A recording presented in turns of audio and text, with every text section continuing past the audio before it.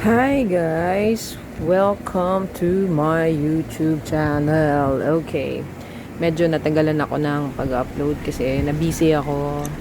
I-upload ko yung shows namin sa CCP sa tanghalang Ignacio Jimenez, pero hindi yun yung topic ko for today. Yung topic ko for today is yung pag-upgrade char ng aking sasakyan. Si Kuya Joel. Kahit pa paano pagpapaayos. As you can see, nagkaroon ako ng mga pagpapalagay ng fog light kasi inisip ko baka magkaroon na ng ilaw kasi medyo malaki talaga yung ilaw. Tapos ito dyan, nakapost naman sa video mismo yung mga presyo ng mga binili ko at yung labor na pinagawa ko dun sa kilala kong mekaniko dito sa may amin, sa may Honorio Lopez sa Balot. So, ayan. Sabihin sa akin kung nakamura ba ako o napamahal pa.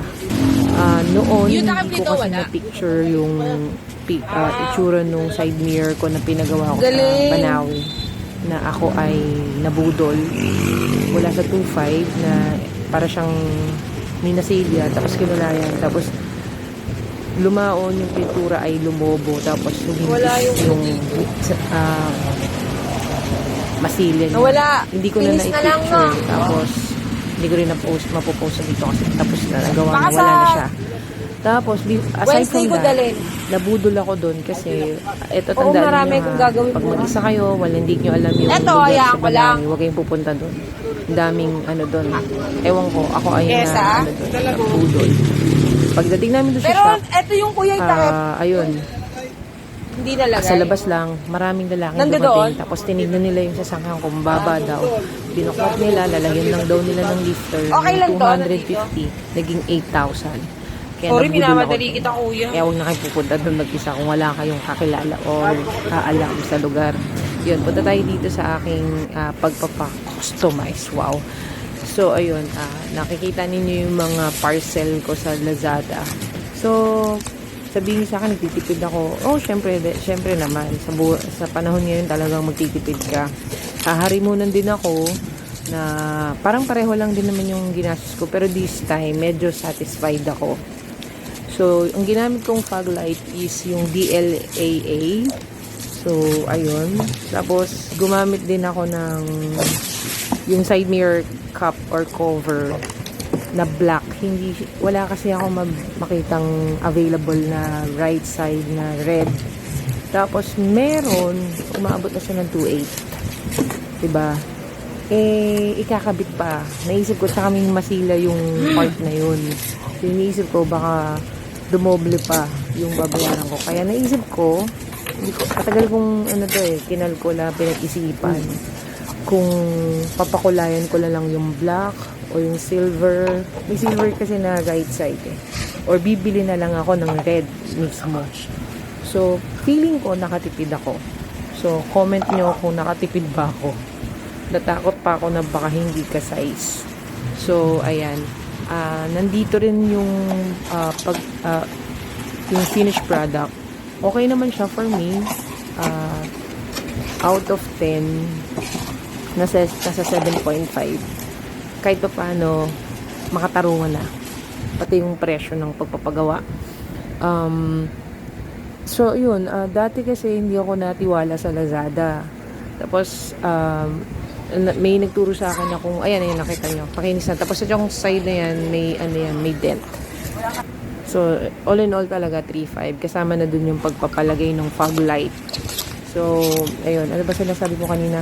Ayun, nagtanong din ako dun sa kakilala kong talyer na malaking pwesto sa Apollo, katapat sa Santo Domingo. Guys, ako na nasasabi sa inyo, punta kayo dun sa Apollo, mapagkakatiwalaan, tapos hindi siya nananaga. Hindi nila hindi nila sinasamantala na babae, tapos walang alam sa sa cars and parts and services. So, tinuturuan din nila ako. Tapos ayun, siguro for a very long time na rin. For the very sa mahabang panahon na rin ng pagdadrive. And then marami na rin ako nakasalumuhang mga mekaniko sa kotse. kahit pa paano, for 10 years, medyo natututo na rin akong wag padalos-dalos. So, may mga ipapakita pa akong other than this na pinagawa ko sa kotse ko, actually pinadagdag or pina-enhance. Pinag-iisipan ko pa akong papakulayan ko or papawash over ko. Sa ngayon, ang aking ano muna ay i-enhance yung kanyang itsura, yung mga nasa loob. Ayan. So, meron pa akong upcoming na papagawa sa kotse ko.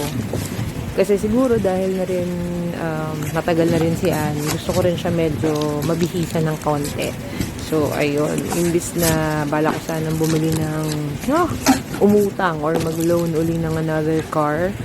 Kasi lumalaki na yung family. Ayun. For the meantime, i-hold ko muna yung idea. So, ito muna yung mga ginawa ko sa kotse ko. So, siguro, all in all, siguro nasa 7K yung ginastos ko. Kulang-kulang. Pero, ayun naman, ako satisfied na ako dito sa latest na pinagawa ko. Pero, kung tatanungin nyo ako dito sa DLA, okay naman, maliwanag siya. Pero sa daan, sabi ni Kuya Joel, yung mekaniko na gumawa sa may amin, dilaw daw. So, ayun, patapos na yung video. Gusto ko lang sana magpasalamat sa inyo, sa mga nanonood at sa patuloy na nanonood sa aking mga videos. Maraming salamat. I hope medyo nabigyan ko ng katarungan yung aking sasakyan na 2014 model. So, ayun. Comment nyo naman sa akin kung nakatipid ba ako o may mga brands or talyer kayong alam na mapagkakatiwalaan. Kasi bala kong palitan yung bumbilya nung ilaw ng headlight tsaka nung fog light. Pero as of the moment, hindi muna. Ayun. Safe naman siya gamitin. Ayun, may ano dito may sinabi si Sir Larry ng Apollo. As long as okay yung pagkakakabit ng mga wirings, safe yon. So, ayun. Thank you. God bless.